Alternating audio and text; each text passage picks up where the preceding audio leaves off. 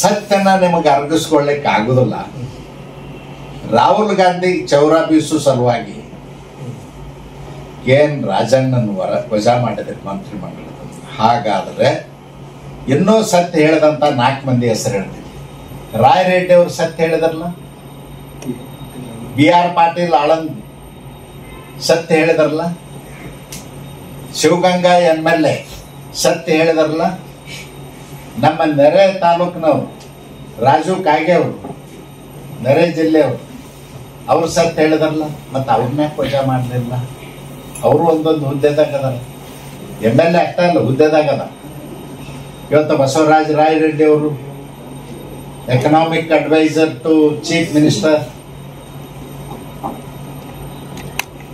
ರಾಜಕೀಯ adviser, KSRTC chairman, ಹಿಂಗೆಲ್ಲ ಬೇರೆ ಬೇರೆ ಹುದ್ದೆಗಳೆಲ್ಲ ಅವ್ರನ್ನ ಯಾಕೆ ವಜಾ ಮಾಡಲಿಲ್ಲ? ದಲಿತರ ಬಗ್ಗೆ ಮೊಸಳೆ ಕಣ್ಣೀರು ಸುರಿಸೋದು ಅಷ್ಟೇ ನಿಮ್ಗೆ ಗೊತ್ತು. ಅವ್ರನ್ನ ವಜಾ ಮಾಡಿಬಿಡ್ಬೇಕಾಗಿತ್ತು, ಯಾಕೆ ಮಾಡಲಿಲ್ಲ?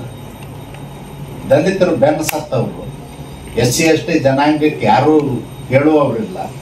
ಅವ್ರನ್ನ ಯಾವ ರೀತಿ ಬೇಕಾದ ರೀತಿ ನಡೆಸ್ಕೊಳ್ಳೋದೇ ಕಾಂಗ್ರೆಸ್ ನೀತಿ ಅಂತ ನಾನು ಖಂಡಿಸ್ತೀನಿ.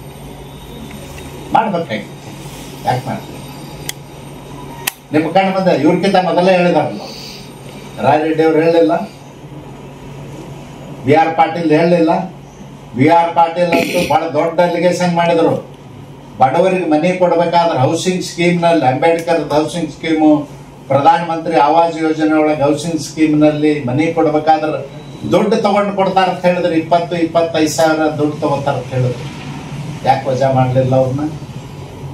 ಹೌಸಿಂಗ್ ಮಿನಿಸ್ಟರ್ ವಜಾ ಮಾಡ್ಬೇಕಾಗಿತ್ತಲ್ಲ, ಅಥವಾ ಅವರು ಸತ್ಯ ಹೇಳಿದವ್ರನ್ನ ವಜಾ ಮಾಡ್ಬೇಕಾಗಿತ್ತಲ್ಲ, ಯಾಕೆ ಮಾಡಲಿಲ್ಲ? ಅದಕ್ಕೆ ದಲಿತರಿಗೂ ಒಂದು ನೀತಿ ಅದು ಕಾಂಗ್ರೆಸ್, ಮುಂದುವರೆದವ್ರಿಗೂ ಒಂದು ನೀತಿ. ಮುಂದುವರೆದವ್ರಿಗೆ ಏನು ಮಾತಾಡಿದ್ರು ಏನು ಮಾಡಿದ್ರು ತುಟಿ ಪಿಟಕ್ ಅನ್ಬಾರ್ದು. ದಲಿತರು ಒಂದು ಶಬ್ದ ಹೆಚ್ಚಿಗೆ ಮಾತಾಡಿದ್ರು, ಅವ್ರೇನು ತಪ್ಪು ಮಾತಾಡಿದ್ರು. ಅವ್ರೇನು ಹೇಳಿದ್ರು?